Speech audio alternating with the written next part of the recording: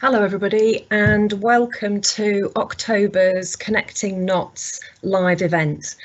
My name's Sarah Furley. I'm the Director of Partnerships and I'm going to host the next hour. So through the next hour we are going to go to John Bruin to talk about what's happening both within the trust and in the system and any key messages. We'll be hearing from Becky Sutton, who is new to our trust, and she's going to talk about who she is, what her role is, and the vision for community health services. We're then going to have a little halfway interval where we'll take any questions.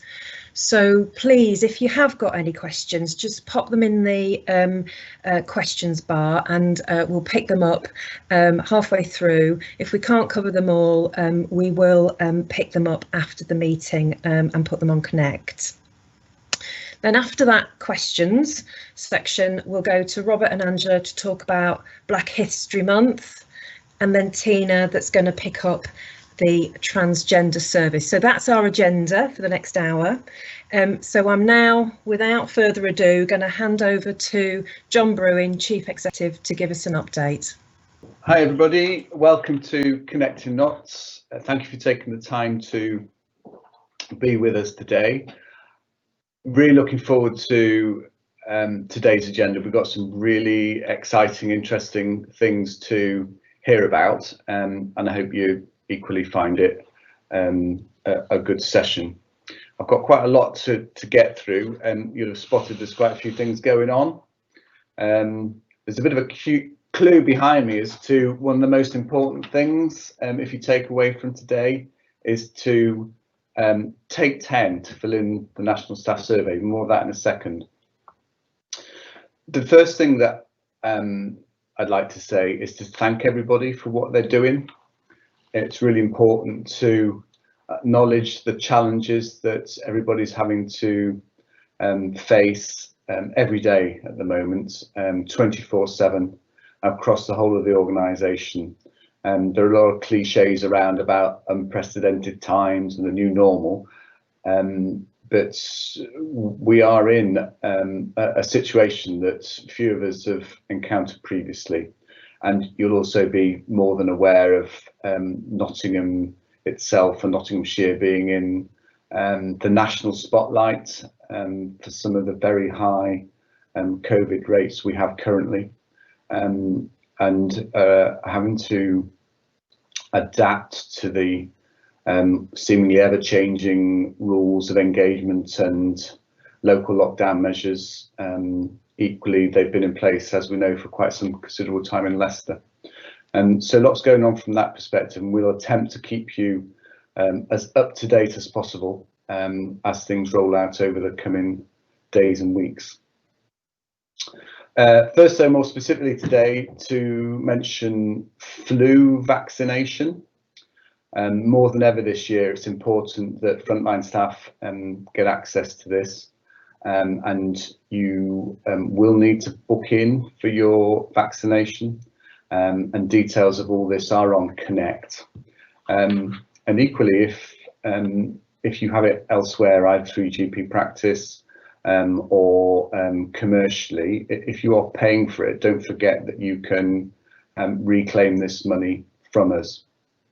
The good news about influenza is that the equivalent season in the southern hemisphere has seen some of the lowest rates in recent times, probably as a result of the measures that have been put in place to manage COVID. So social distancing, regular washing, and a much greater focus on infection prevention and control. So hopefully the dreaded combination of winter, flu and COVID won't impact us as badly as we may forecast.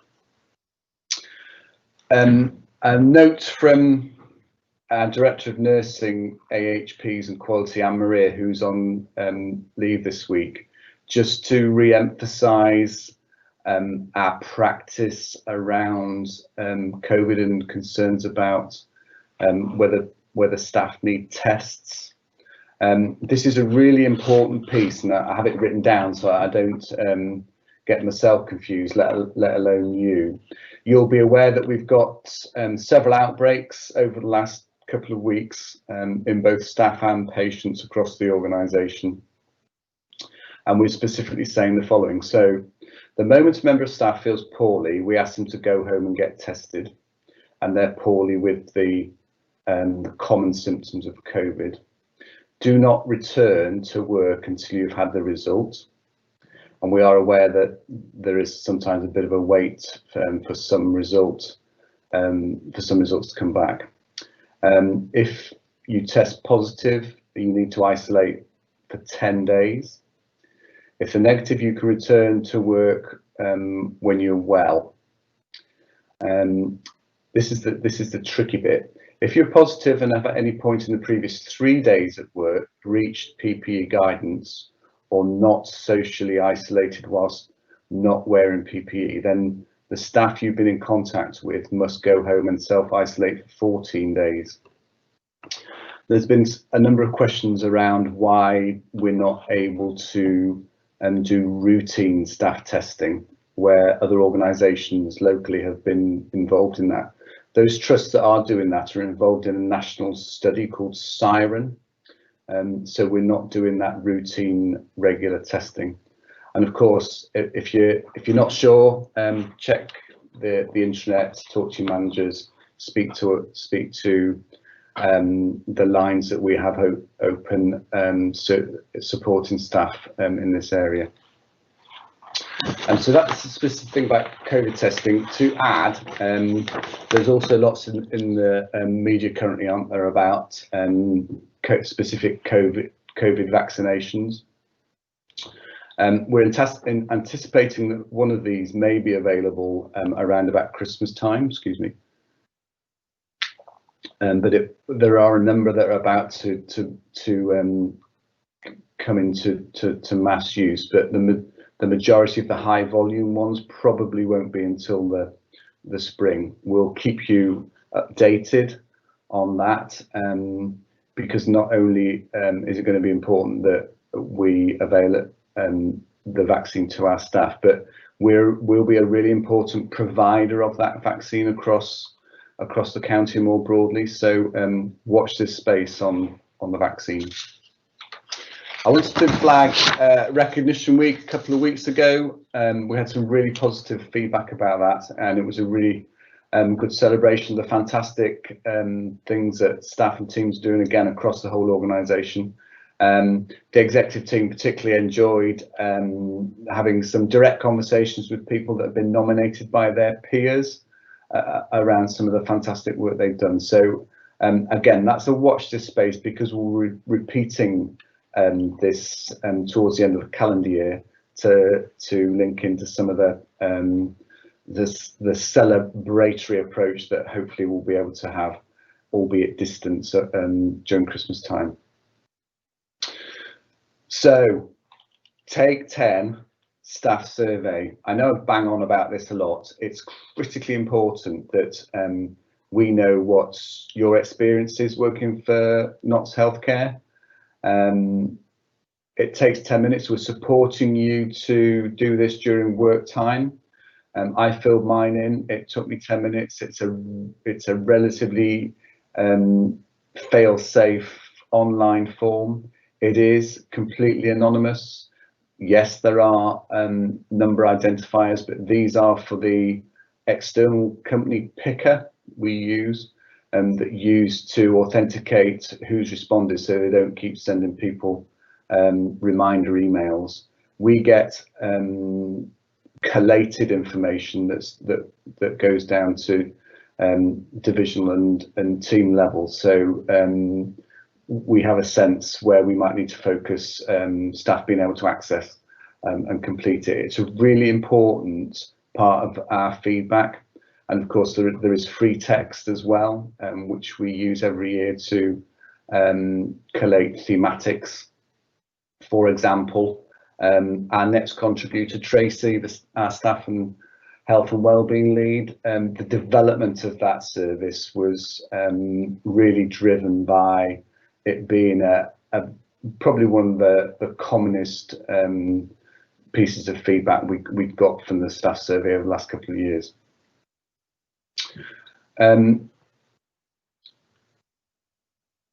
So, okay, and we'll be reporting over the weeks our response rate. We're currently just under 20%. That roughly puts us as a sort of an average responder compared to some of the national stats we're going. So let's try and get above average. There's obviously an internal competition as to who can be the best directorate. I won't say anything more specifically than that, other than at the moment, the forensic division is in the bronze medal position. Get filling it in. AHP Day, 14th of October, fantastic session. I just wanted to make a point of recognising that nearly 10% of our staff are AHPs. The great work that they do, the way that they've had to adapt their services during the pandemic has been quite remarkable. There are some great examples available on Connect and elsewhere, and we heard some really passionate and heartwarming stories on the day. It's full of lots of love in their boat, and I get a sense that feeling more connected to the organisation, they can often be an area of provision that gets a bit overlooked. But I was really pleased to sit on some of those conversations, and again, I think that's something that we'll be continuing to look at, how we can grow this and repeat and celebrate some of the great work that we're doing. Finally, from me, before I hand over to Tracy, to say just a little bit about living our values. We've, as you know, done a really great piece of work on refreshing those over the last year, and the sense that honesty, trust, compassion, respect and teamwork are now sort of our guiding principles of how we work together. Embedding that across the organisation remains a really important part of what we need to do. Both as a board and an executive team, we've taken some time out to look at the values in more detail and look at a template called behaviours in practice, because we know that they can mean slightly different things to different people, and they can have also different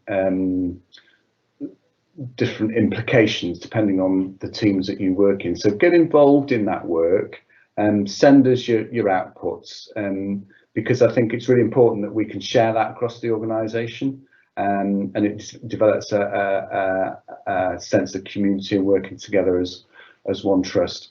So that's me done as a quick roundup. Lots going on, but to emphasise my thanks to you for all that you're doing at the moment, and let's keep on it, keep passionate about our shared ambition to do the best we can for all our service users, our patients, families and carers that we look after. Thanks very much, everybody. I'm now going to hand you seamlessly over to Tracy Orlandi, who, as I mentioned earlier, is in charge of our staff health and wellbeing service. Tracy, over to you. Thanks, John. Well, I've got 8 minutes and I'm just going to put my stopwatch on to keep me on track to cover an amazing amount of work that's been undertaken by individuals, teams and departments in the Trust, as well as my team. And I think the 3 things that I wanted to try and share with you today are the Health and Wellbeing Champion Role.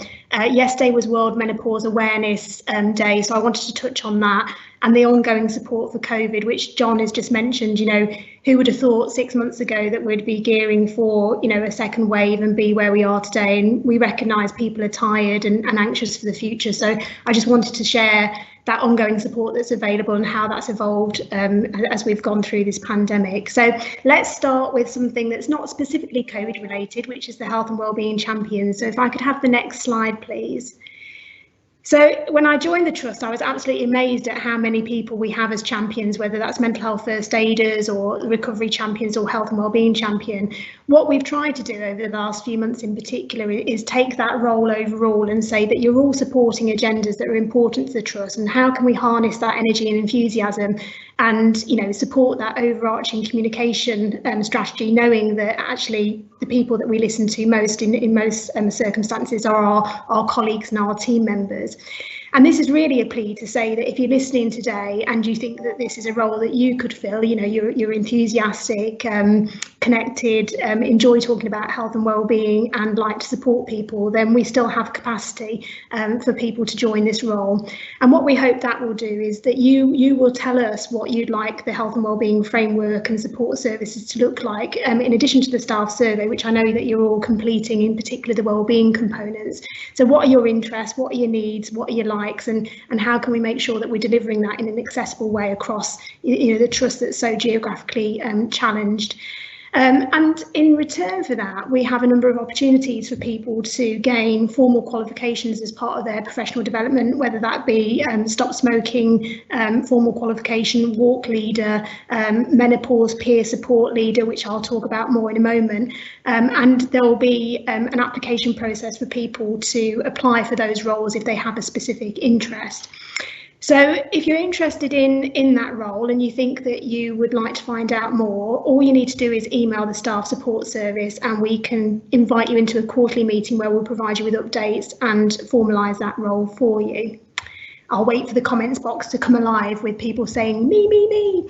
So if I can go on to the next slide, please, which is menopause awareness. So this is a topic that I'm really passionate about, and I know that when I speak to people about it, it's a real topic of interest regardless of gender. I've had quite a few male managers say that they'd like to learn more about this topic, and people who feel that they would like to know more because of their personal circumstances at home. So I'm really pleased to share with you today what we're doing as a Trust to raise awareness to become more menopause aware. So just a few quick stats. Average age for menopause between 45 and 51, 51 being the actual age where many women recognise that they've going through the menopause. And 1 in 4 of those will have significant debilitating symptoms that impact on their ability to function in work or outside of work. So that's a startling statistic there. Research shows that people often don't talk to their manager about it, but when they do, employees can make a massive difference. So we really want to reduce the stigma and get people talking about the menopause in the workplace. If I can go on to the next slide. So in context for our data, 26.8% of our workforce are female and aged between 46 and 51. And that means that nearly 2,000 will have symptoms and 586 will be that 1 in 4. So that's over 500 people in work today who are experiencing significant symptoms that impact on them daily. And then the last stat, just to bear in mind, is 1 in 100 women will go through the menopause a lot earlier than that statistic. So it's not necessarily an age-related topic, and therefore we need to be mindful of that in our conversations and sensitive with people around that. Next slide, please. So this is in 3 parts really, and we're going to be running a few managers and employee briefing sessions to share this. But if I could just click again for the top symptoms affecting work. So you'll see along the bottom that there was a multi-agency research piece around what symptoms affect work. So if I could just have those on. And you'll notice a theme in here that actually the physical symptoms are there, but most of the symptoms are around cognitive functioning, tiredness, fatigue, those sort of things. And I think we can all recognise at this current time how that would be impacting on work. If I could have another click, please. The top characteristics that make the symptoms of menopause worse at work are listed below, and I'm keeping my beautiful assistant busy with their clicking finger today. And I won't go through each of these in turn, but if you think about some of the physical implications of the menopause and wearing PPE, and we're thankfully through summer now, she says, and into autumn, but it's still a massive issue around body temperature and feeling that you're in a confined space within an open space. But there are some good news in there around having regular fluid breaks and some self-help in there. And then the last section of this, which will come in on the bottom left of the screen, if I could just ask my beautiful assistant to tap twice for me. So, oh, I've gone one too over, sorry, Jen. So there are symptoms that people may feel uncomfortable talking about along the menopause in work, but can affect people at home and work. And I won't list those in turn, but suffice to say that support is available for everything that is contained on this slide. So we'll go on to the next slide if I can. So you might be thinking, well, what support is available, Tracy? Tell us what's available. We'll be running some menopause workshops, which will be on Connect, the dates for employees and managers, and we'll be using the Chartered Institute of Professional Development campaign called Let's Talk Menopause, and you can see an example of the infographic there on the right. We're also going to be highlighting the many menopause peer support groups that are already established within the trust. So, for example, there's one set up at Highbury, and the people who lead these groups are quite happy for people to join them from other locations via the wonderful Teams function that we have in the trust now. But I'd also encourage people who feel that they would like to support a group to get in contact with me, and we can establish many more of these as a support network for staff. Bi-monthly, starting in November, we're going to have some specialty-led seminars, starting with HRT, and really dispel the myths that come along with the menopause. And that will be supported by information on Connect. And we're asking departments to become menopause friendly. And if you're a department who'd like to support this campaign, just drop us a line at the staff support inbox, and we will send you out a pack which would include all the marketing materials, posters and leaflets. So I'm not going to talk about menopause anymore, but if you're still interested, Claire Teeney, our Executive Director of People and Culture, has done a really short podcast that sits on Connect that gives a bit more information, so I urge you to view that. And then last but not least, in my last 30 seconds of my timer, I just want to reinforce the next slide around the ongoing support for coronavirus. So we're hearing lots of people tell us that they're struggling with working from home, physically and emotionally, feeling isolated. Was hoping that some of that was coming to an end, but clearly we've got a little bit more of that in the future coming upon us. So the staff support team are here for you and for managers. So if you've got an individual, a team or a whole department needs support, get in touch. Our role is to help you navigate easily around the raft of information that's around there. Our team are also merged now with the COVID-19 team who do the antibody testing, the swabbing, and we're about to enter into phase 4 of risk assessment. So keep an eye open for that. And if you haven't had a risk assessment yet and you feel that you should have because you have a long-term health condition or a protected characteristic, make sure you speak to us or your manager.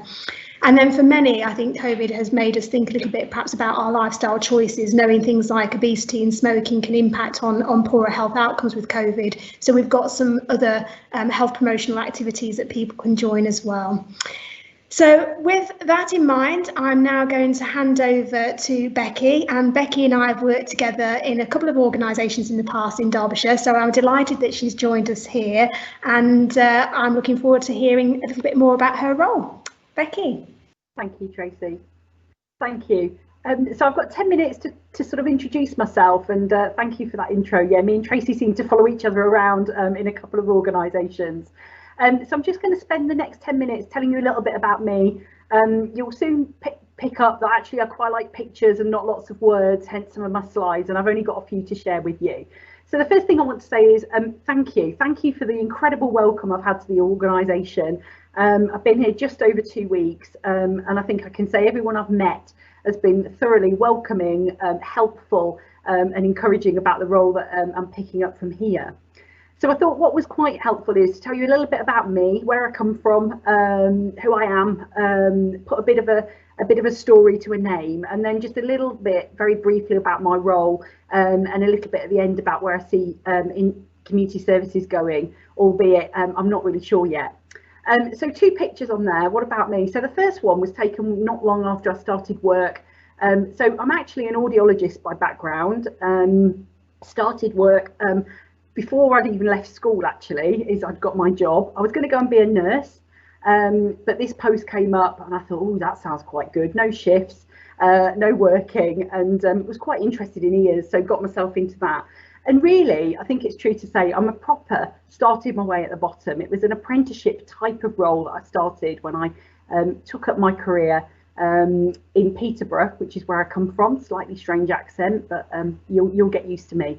And Absolutely adored my job as an audiologist, trained up, worked my way through the ranks really, and did that clinically for about 10 years. And always think to the day, well, if I'm rubbish at this leadership management malarkey, I can always go back and be an audiologist, albeit might need to do a bit more training now really. And from then gone on really to do all sorts of jobs within the East Midlands. So moved up here 4 years after I qualified, so I was in Peterborough for 4 years, then did 10 years over in Leicester as an audiologist, and then got quite involved in improvement and was always not really satisfied with the norm. So how can we do things differently? How can we improve this for our patients? So at that stage got really interested in improvement and the improvement journey, and have done a number of roles nationally and locally around improvement. So went on to work for a national team, spent a tiny bit of time in Nottingham, so do know a few faces and names still around in a sort of cross-organisational improvement team, bit like system working, but they weren't really ready for it them days. And then went on to work in Derby Hospital for 10 years, again, combination of improvement roles, but really then went to do quite a number of operational roles, service manager type of roles in medicine, including medical assessment unit, ED. I've managed that a couple of times, come here for a bit of a rest, but that's a different story. So worked in Derby for 10 years, and then latterly I've just come from Chesterfield Acute Trust as their divisional general manager, again all things medicine and emergency care. So the bit about me on the other side is, although I'm here as the Director of Community Health Services and really proud to have got where I am today, the other picture is the other part of my life, which is my two lads, my husband and my dog, overtaken by men in my house. So just a little bit about my values when I came to the organisation, aligned very nicely with some of the things that you're working on here. So I think honesty is a key for me. You'll get used to me in terms of, I say it how it is. I like to be open and honest with people, and that openness in terms of the other picture with the arms wide out. You know, actually we're all here to do a job, and it doesn't matter who that is. I'm interested to hear your views. The other mug, which you can just see on my slide, was a leaving present that I got from Chesterfield, which I thought was lovely, really. And one of the things I'm also really keen on is about empowerment, but also growing our people. So I think my job, absolutely, as a leader, is about encouraging staff, which is the only way I've got where I am today, is through managers and people encouraging me to take that next step, to not be satisfied with the norm and to challenge. So I'm keen to hear from people and build those people as we go along as well. Next slide, please. So what is my role? And again, I think you've seen a number of new people come into the organisation, so we'll probably come with similar slide sets. But I think there's two parts to my role. So one of my role as the Director of Community Health Service Division is around all things community health services. So whether that's thinking about how we plan services, the delivery and the development of them and the performance of them as well. So my view around keeping that leadership role around how we develop, how we ensure that the services we deliver to patients are absolutely the best they can be, and to take everything, all things community health forward as a division. Next slide, please. So the next role, which I'm really excited about, and a new role for me, is around that board role. So being that board member of this organisation. And one of the reasons why I was really excited when the role came up was it is a bit of a different organisation to what I've worked in before, but absolutely fascinating from the outside looking in. So really keen to get involved in that more corporate role around all the services we provide as an organisation. So community health, mental health and forensic services, and there's a real diverse portfolio of those services, so I'm really keen to find out a bit more about that. But really importantly, as a board member, my role around that leadership role is about helping the board set direction, is about overseeing performance, whether that's within my own division, but giving that constructive challenge across the other divisions as well. But more importantly, is really about setting the culture for the organisation. And I think it's really important in terms of leaders that actually we're here to walk the walk and talk the talk and actually set the culture for how we want things to be. And so far so good in terms of what I've seen. Last slide, please. So the other bit, interesting picture. I was looking for a picture around integrated health services, and there was all sorts around them, lots of words. But essentially, my vision for community health, and I think certainly in the couple of weeks I've been here, it's a really exciting time for community services. Actually, we've got a real opportunity in Nottingham and Nottinghamshire to do things a little bit differently, or actually enhance some of the stuff that we already do. So there's a huge amount of work that goes on in community services, and some of that's very specialised, and some of that is a bit more, a bit different in terms of how it works across our patch. So I think it's a bit early to say what I think that vision is going to look like, but what I do think we need to remember, particularly around system working and integrated care, is about putting the person or the patient at the middle of whatever those services look like. So I'm really passionate about population-based health, around ensuring that actually we wrap our care around the patients dependent on the needs that they have. Appreciate that the needs of those patients are very different depending on the different localities that we've got across Nottingham and Nottinghamshire, which is huge and vast. And then how we work with our partner organisations to ensure that care is effective and efficient, and actually they haven't got different people coming into their house to do different things to them. I think we've also got a real opportunity, and something that excites me about how we bring together some of the physical health and mental health as well, and actually manage that person or those people as a person, and actually not think about those in two separate ways. So I think the future for community services is bright. I think there's loads of opportunities. I'm really excited to be part of that journey, as well as being really excited about being here. And as it probably hopefully comes across, you know, my enthusiasm and energy is boundless. I'd like to say I calm down, but sadly Tracy knows me too well and I don't. So I'm just really, really honoured to be here, to be able to take this story and these services forward.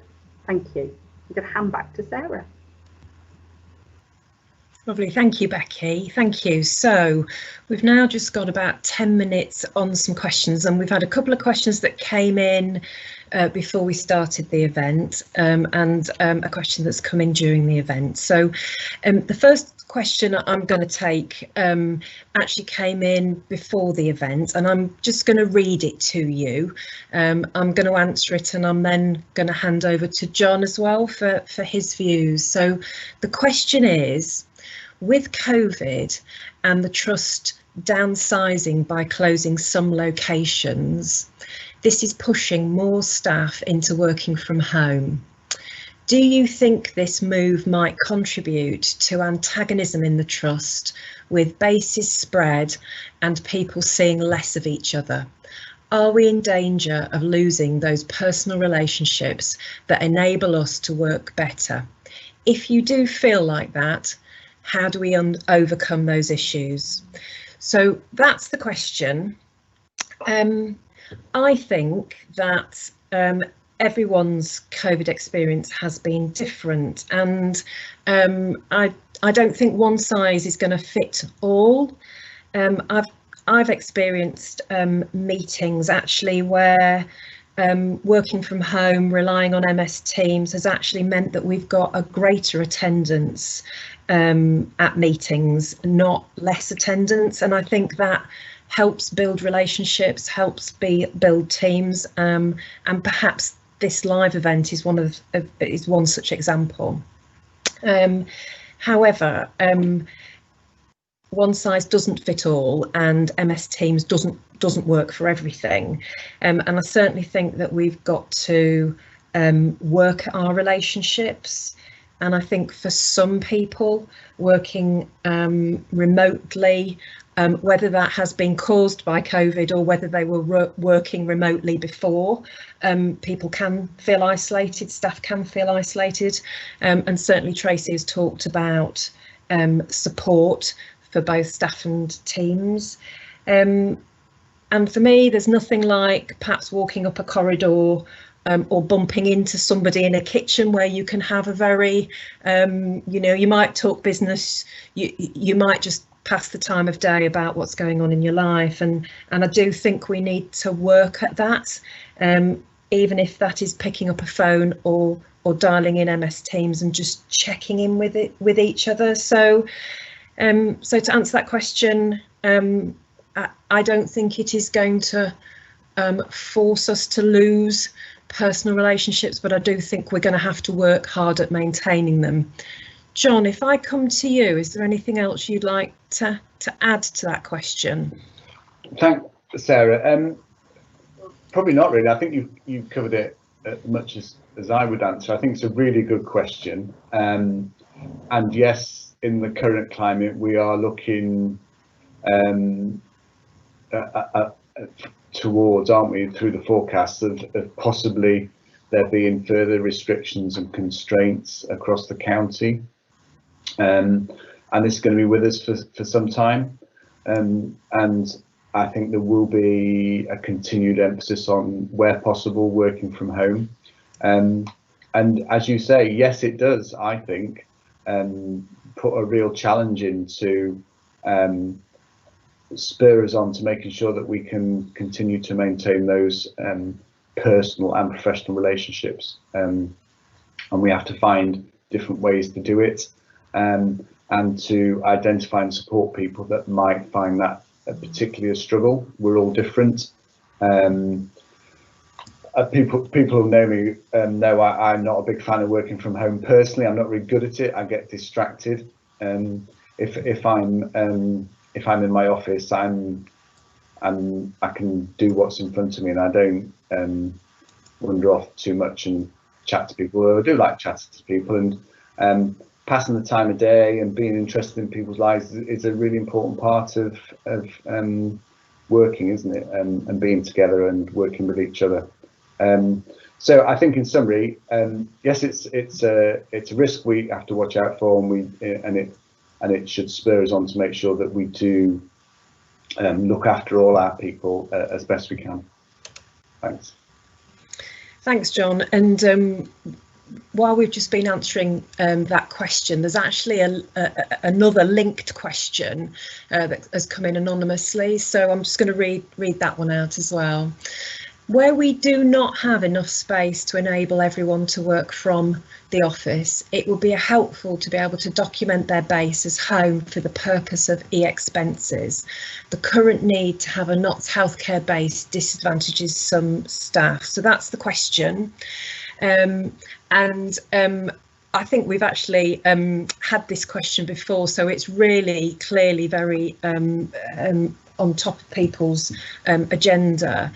So working from home, there are consequences of identifying staff using their home as a base, and there are some issues about tax, as well as some benefits of expenses and things. We've previously put information on connecting knots, and there is also a working group that is just been set up that is starting to look at the consequences of working from home, whether that is having the right equipment, whether that's the consequences of expenses and taxes, and as that group starts to report, we'll make sure that we talk more about that. I'm just going to go back to John as well, who is just going to add something further. Yeah, thanks, Sarah. And just to say, we are committed that by dint of now working predominantly from home, you are potentially disadvantaged on your travel expenses because you're not going into base. We are changing those arrangements for individuals affected, so that temporarily you will not be out of pocket. Well, you won't be out of pocket permanently, but these temporary arrangements will mean that you'll be able to be recompensed appropriately. Thanks. Okay, thank you, John. And then there's just one more question that I'm looking for here from Anna that's come in during this event. And that question is about staff surveys. So the question is, we've been encouraging and pushing around the staff survey, but unfortunately some staff have not received one, and we've become aware of an issue about staff receiving them at all, which is difficult when we're encouraging so robustly. Have we a timeline when the issue will be rectified? Thanks.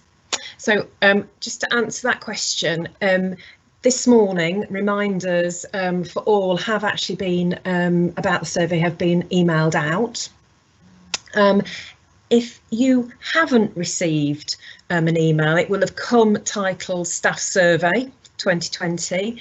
If you've not received that email, please can you email the staff engagement team, and they'll look into the reason why, and there may actually be different reasons for why staff haven't received the survey. One of them is that the survey is actually only sent out to staff that are employed at the point of September, so that could be a reason. As well as other reasons. So please look out for that email and then contact the staff engagement team again if you haven't received anything.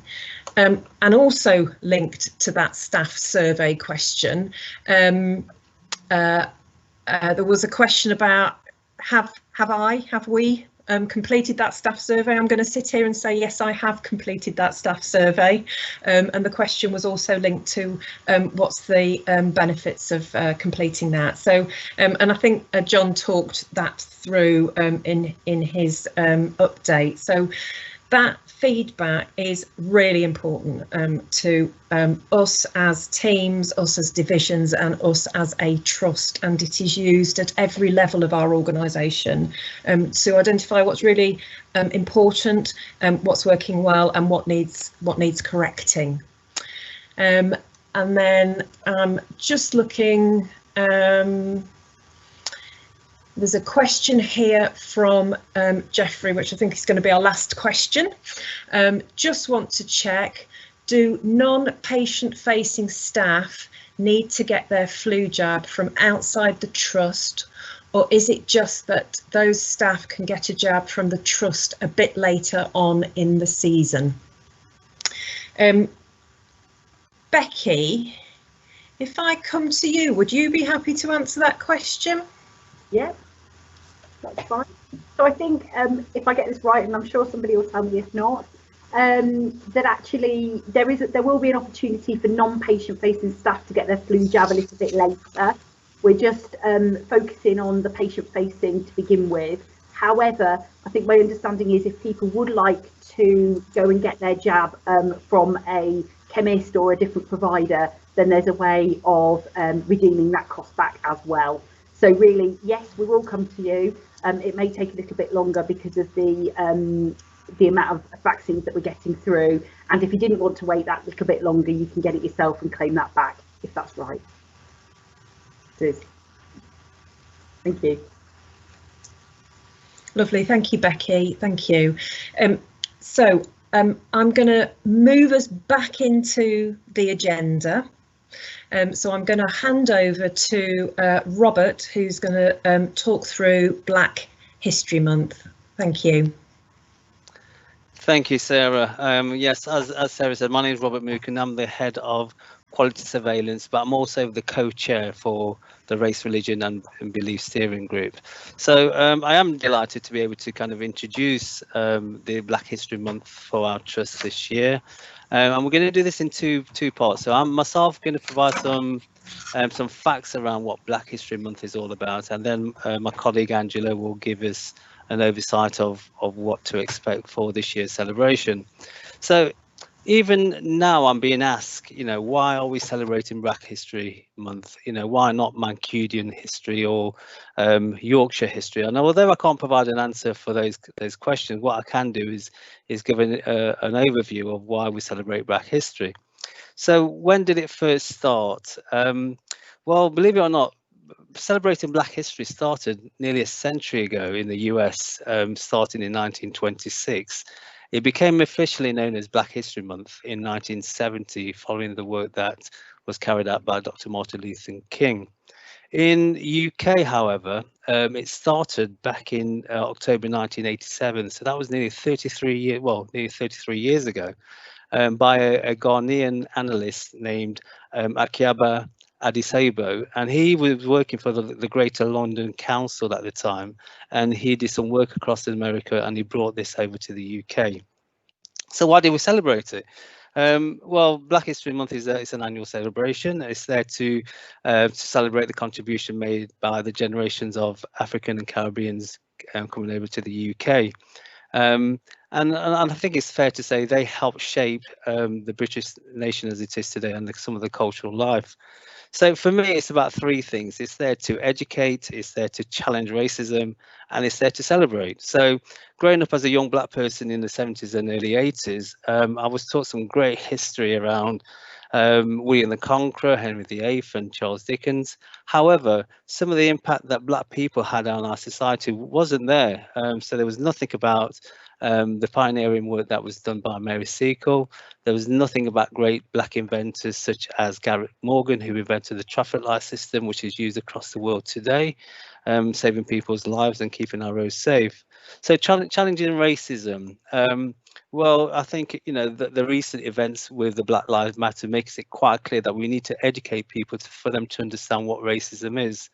Racism, it damages life.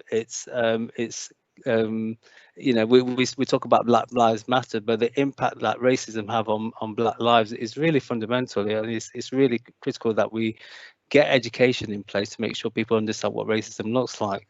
And it's there to celebrate. So yes, there's been barriers and challenges on the way, but I think there's room for celebration. I think the contribution that Black people's had on the NHS, I think 6.1% of the overall workforce in the UK are made up by people from African Caribbeans and other countries. So celebration is there for us to acknowledge that the Black people's history, the culture and its heritage. It's there to disseminate information about positive contribution that Black people's had on our society, and it's there to make awareness of Black people and their cultural heritage.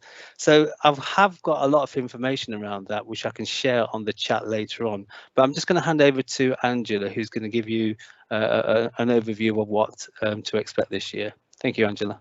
Thanks. So this year, obviously, we're in unprecedented times. So what we are planning to do this year is we had a conference that was our annual conference was due to be face-to-face like we do every year, but because of COVID, we're actually joining with our ICS partners to actually follow on from the success of the virtual Pride event to do an ICS Black History Month event on the 29th of October. Which will be on Microsoft Teams. Posters have just gone out recently between 12 and 2. So that includes Nottingham University Hospitals, Notts Healthcare, Nottingham City Council, City Care, Sherwood Forest Hospitals, Nottingham and Nottinghamshire CCG, Nottinghamshire County Council, and Notts Fire Service, who are not technically part of the ICS, but we have got a guest speaker. And what we as a system are wanting to do is to come together to recognise the outstanding contributions that people of colour have made to society and the organisations that we work in, and the historical and ongoing contribution to health and social care is particularly evident. What we wanted to do is, on the back of Black Lives Matters and the COVID impact of COVID on the BME community, was we felt that we still needed to mark Black History Month regardless, and it's even more important. So we wanted to foster an understanding and celebration of Black, Asian and minority ethnic history in general. So as a network of partners, we felt it was important to involve everyone of all ethnicities, races, nationalities and colours in the event. And also there's also an element of, we've had tragic events, but we've got an opportunity for better understanding and optimism that we can all work together to develop anti-racist and inclusive cultures in our respective organisations, and this will be through shared dialogue, education and committed leadership. We're wanting all ethnicities and protected characteristics to come together to foster good relations and move this important work forward. And so what our programme is a diverse mix of the acknowledgement of BME culture, but we wanted to celebrate. We've got music, poetry, spoken word, song and dance, because that plays a part in most cultures. So we wanted an element of celebration alongside. We do acknowledge that, you know, we've had some difficult sort of times, but we felt it was important to celebrate like we do every year. So the event will be, it's been advertised, and there'll be a website, and that will be on the poster, which is on Connect, and there'll be a Twitter hashtag #NotsICSBHM, but that'll be on the poster. So now I'm going to hand over seamlessly to Tina Knock. Thank you, Angela. That does sound really interesting, and I look forward to seeing that myself. So my name is Tina Knock. I'm the service manager for the transgender service, and we were asked to give a presentation on our good news story, which was strangely running a clinic during a pandemic. But what it made me think about is, do people know what it is to be transgender? So I have got rather a lot of slides, which somebody is kindly going to flick through at speed for me, so we can get to running a clinic in a pandemic. So my first slide is what is transgender? What are we actually talking about? And there are a number of words that are used by the transgender community or others to refer to transgender, and that can be seen in the next slide here. So the next slide, please. Thank you. Oh, sorry, it's going to be one of those that takes ages to load. So, as you can see, there are lots of words that relate to transgender. But the most important thing to know is that being transgender is where you do not feel at one with your identified or birth gender. So if we move on to the next slide, please. Our core identity is identified when we're children. Generally by the age of 2 or 3, we start to identify whether we are boy or girl. Our gender awareness by others starts to come together when we're about 7 and 8. And gender role is the social role imposed on us by our environment based on our biological sex. So as we know, boys are considered macho, playing with balls, bats, trucks and toys and like the colour blue.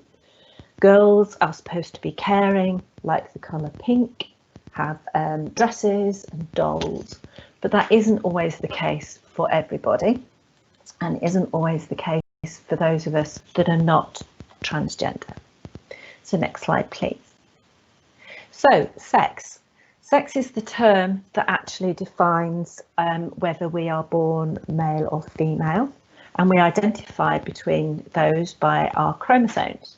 Women have XX chromosomes, men have XY, and generally they are characterised by the typical genitals and reproductive organs that we all associate with sex. Next slide, please. So gender identity is where we are in a body, perhaps with genitals and a stereotype that we do not feel we identify with. This is what we refer to gender identity and gender incongruence.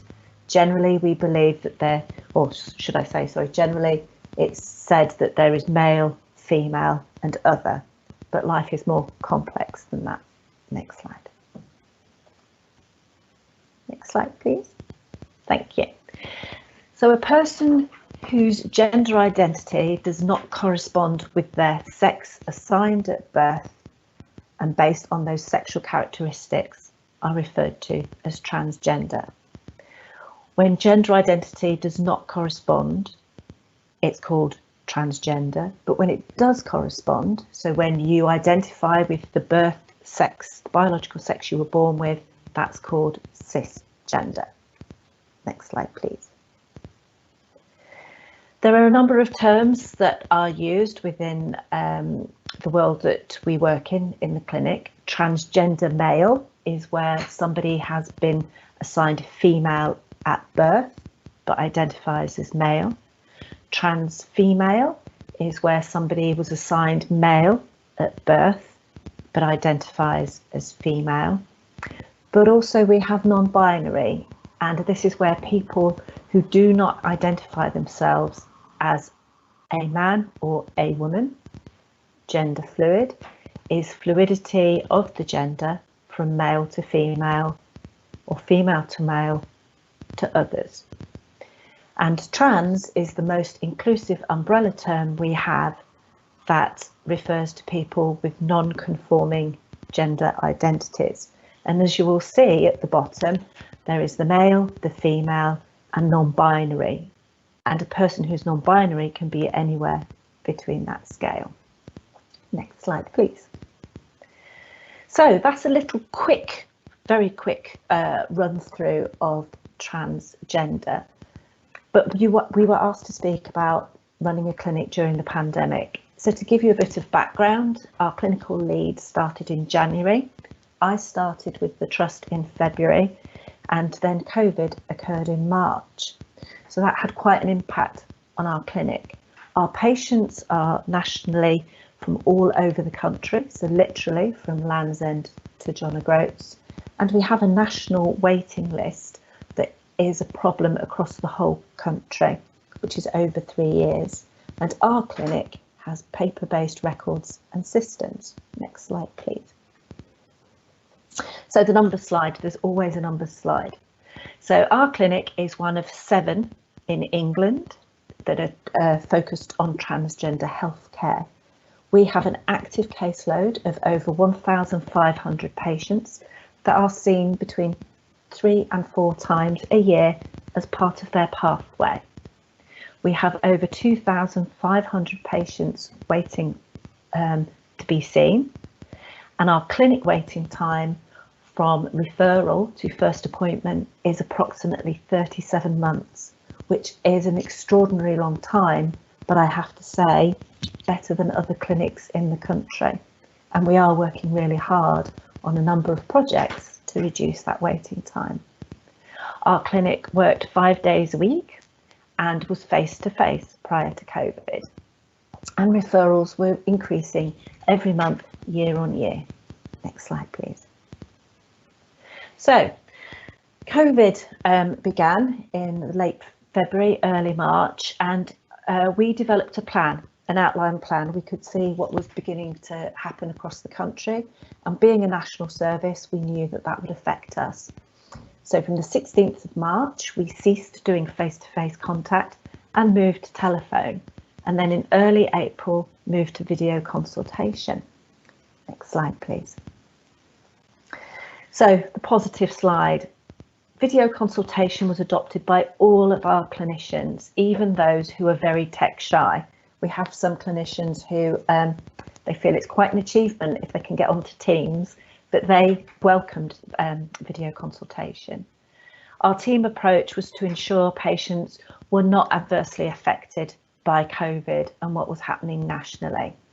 We also had a commitment to keeping the clinic up and running and open for business when some of the other clinics nationally did close to patients.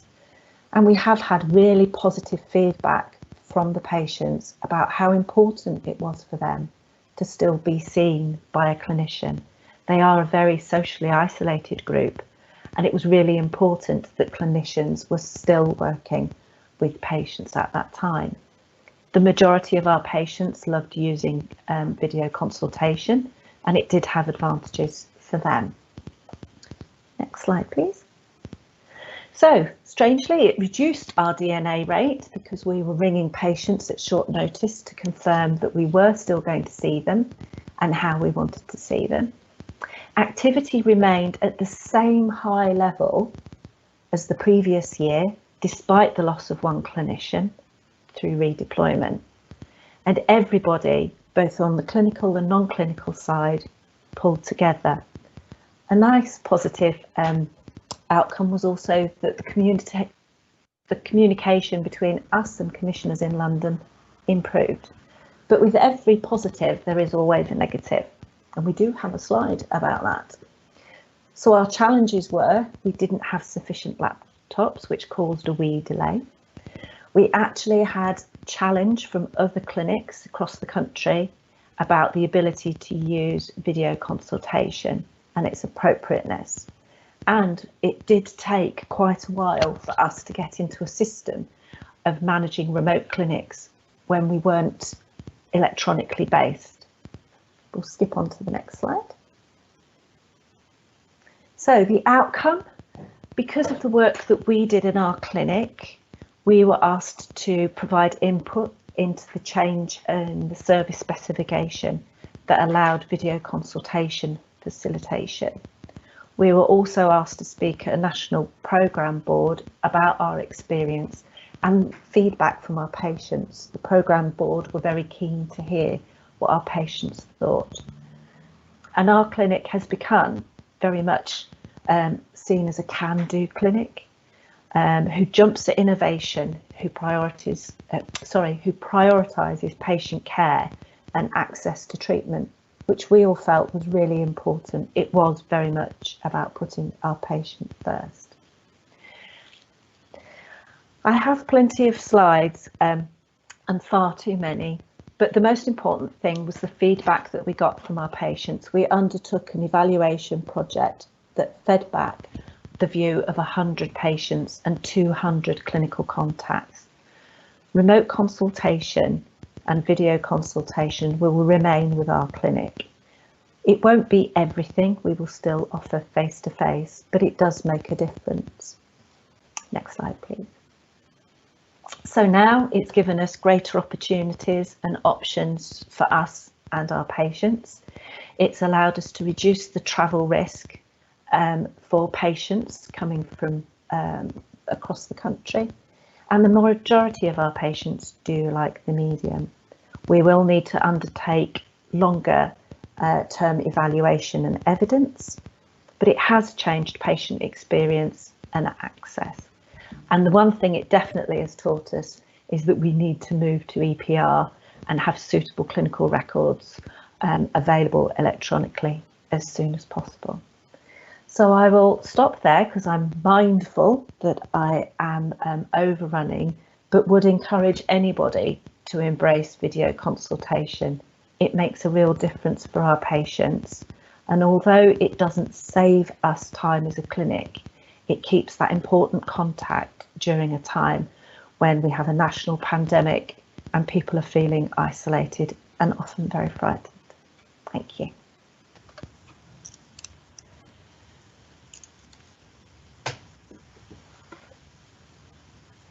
So I shall now hand back to Sarah. Thank you, Tina. That was absolutely fascinating, and I wish we'd got a bit more time to get into the more detail of that. But I think it just goes to show that experiences have been so different, haven't they, through COVID? And there's some really positive transformational changes happening as a result of COVID. So thank you. So on the screen now, you can see our September positive stars. Just take a moment to have a look at all of those names. It's great to see so many staff nominated. I'd like to say thank you to all of our presenters today. It is odd presenting and not being able to see any feedback. Thank you presenters. I'd just like to give you some real-time feedback. The staff health and wellbeing team have already got lots of emails about menopause, so there's clearly lots of people keen to get involved. The other thing I'd just like to remind you of is in 10 days time, that virtual Black History Month. Please get that in your diary. Thank you to the production team behind making this live event run smoothly, and also echoing John's thanks at the beginning. Thank you to all staff.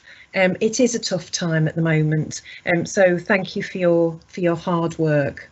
So I'm going to bring the October Connecting Knots event to an end, and just say the next meeting is on the 17th of November. Thank you very much, and bye-bye.